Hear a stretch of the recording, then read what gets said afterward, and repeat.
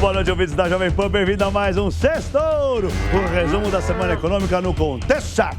E essa semana não teve grandes novidades no radar, mas teve muita realização de lucro. Teve investidor embolsando os ganhos depois que as bolsas bateram máximas, testaram recordes na semana passada, bateram touro de ouro mundo afora.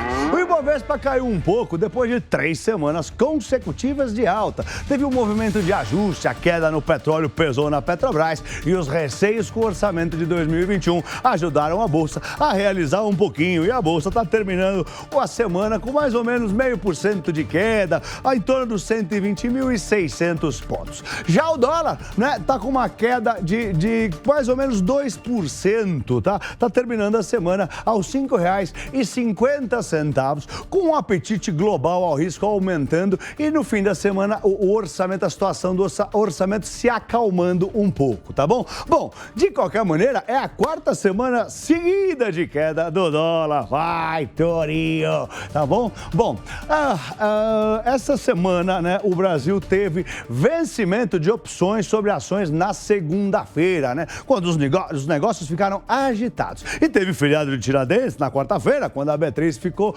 fechada, mas lá fora a bolsa subiu um pouquinho esse dia, 0,2%. E a semana também teve tensões geopolíticas no ar, coisas importantes acontecendo, indicações de bancos centrais da Europa, diferente da do Canadá, né? Alguns dados reforçaram a tese de recuperação da maior economia do mundo, os Estados Unidos. E teve a cúpula do clima organizada pelo presidente americano Joe Biden, que veio com metas ambiciosas para as questões climáticas. E também teve escalada do Covid-19, que voltou a preocupar os investidores. Bom, e também teve notícias sobre taxação dos mais ricos lá nos Estados Unidos. O pessoal quer dobrar o imposto para quem ganha mais de $1 milhão lá fora. E o Bitcoin teve uma semana para lá de volátil. Vamos lá para os principais pontos do sextouro. Primeiro, o Covid.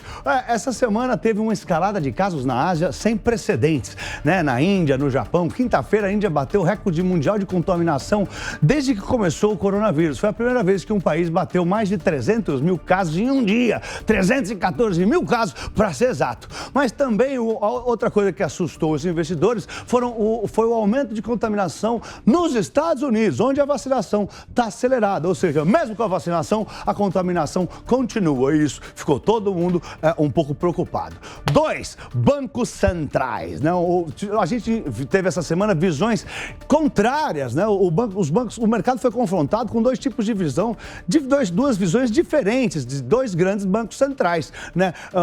Em relação principalmente aos estímulos, à injeção de dinheiro nas economias, né? Nos mercados. O Banco Central Europeu, da Christine Lagarde, a chiquérrima presidente do Banco Central Europeu, manteve a postura suave, dovish, né? De juros baixos, disse que a compra de ativos por lá não vai acabar tão cedo, já que a zona do euro ainda está longe de cruzar a ponte do fim da pandemia, né? A posição da Christine Lagarde é um contraponto ao endurecimento do Banco Central do Canadá, que na quarta-feira, quando era feriado aqui, por isso que pouca gente se atentou, eles anunciaram que vão reduzir o montante de compra semanal de ativos em 25%. Vão parar de injetar 1/4 do dinheiro que estava sendo injetado na economia lá. E eles devem elevar a taxa básica de juros já agora no segundo semestre, tá bom? O Banco Central Canadense foi o primeiro dos grandes bancos centrais a fazer tal sinalização antes, né, de evidências mais concretas da recuperação da economia norte-americana. 3, tensões geopolíticas, né? Foi uma semana, né, de agenda econômica fraca.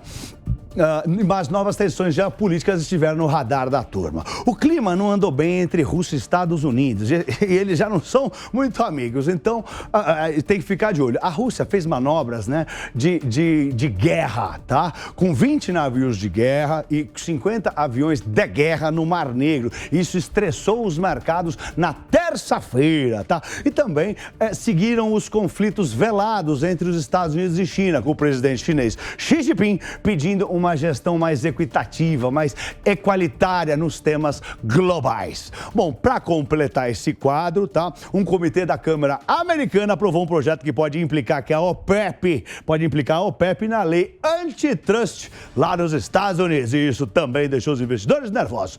Quarto ponto importante aqui para o nosso gestor é o orçamento de 2021, que foi o vilão e o mocinho dessa semana. Primeiro, a solução encontrada, né, para o orçamento no começo da semana criou um impasse e esse impasse trouxe preocupação para os investidores, né? O projeto está acomodando os gastos fora do teto, poderia ter consequências fiscais e consequências para o governo, deixou os investidores bem nervosos e o mercado realizou esse dia. Mas depois, no fim da semana agora, o mercado respirou aliviado e gostou da proposta que foi sancionada com vetos lá em Brasília. Bom, além disso, foram mantidas as emendas parlamentares que vão abrir caminho para que a agenda de reformas possa avançar no Congresso. Quinto ponto para o nosso sexto, a tributação nova lá nos Estados Unidos. O mercado não gostou da notícia que o governo Joe Biden anunciou na cúpula do clima, que ele deve dobrar os impostos sobre os ganhos de capital dos mais ricos lá nos Estados Unidos, aqueles que ganham mais de $1 milhão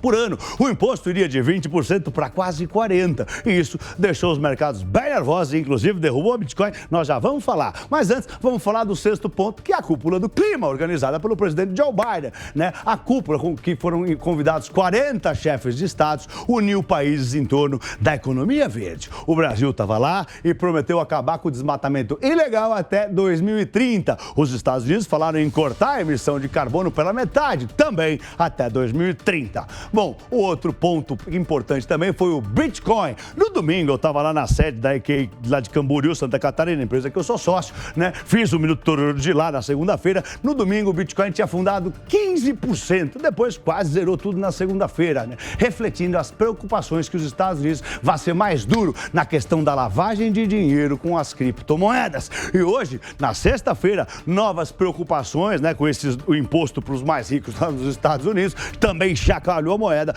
moeda, criptomoeda, né, o Bitcoin, que amanheceu caindo 10%. Aliás, a Bitcoin caiu em 6 dos últimos 7 pregões, né? E quem já está com mais de um ano lá de Bitcoin lá nos Estados Unidos vai ter que pagar imposto. E aquela outra moeda lá, aquela brincadeira, aquele meme, né? Aquela Dogecoin, que é uma piada, mas não tem graça nenhuma, amanheceu caindo 45%. Depois melhorou e ficou com 25% de queda. Na semana que vem, a gente vai ter 9 IPOs, tá? O IPO vai ter da Rio Alta Energia, GPS Participações, Caixa Seguridade, Infracommerce, a Boa Safra, Modal Mais Corretora, Vitia Fertilizantes, Cora Saúde e o Hospital Cabre Caledônia. No radar dos investidores é importante estarão 1. Agenda de reformas, 2. Dados da vacinação, 3, CPI do Covid, 4, o novo plano de infraestrutura nos Estados Unidos, né? E 5, os novos impostos para os ricos lá nos Estados Unidos. Mas na semana que vem a gente vai ter alguns dados importantes também. Quarta-feira é o mais importante, decisão de juros lá nos Estados Unidos, e todo mundo quer ouvir o que o Jerome Powell vai falar depois disso. E vão sair vários dados da inflação, tanto aqui quanto nos Estados Unidos. Aqui vai sair o IPC-FIP, o IPCS, o IGPM e o IPCA-15, que é a prévia do IPCA, que é a inflação que o Banco Central olha para decidir sobre a taxa de juros. E lá nos Estados Unidos vai sair o PCE, que também é a inflação oficial do Federal Reserve. E vão sair PMI, vai sair o PMI da China, vai sair o PIB americano e vai ter a reunião da OPEP. E também vai sair o CAGED, né, que é o emprego formal aqui no Brasil, e vai sair o PNAD contínuo, que vai trazer dados do desemprego trimestral. Gente, é isso aí. Espero que vocês tenham tido uma bela semana curta e tenham um belo final de semana. Eu sou Pablo, um lindo fim de semana em família. Vai, Torinho! Vai, Torinho!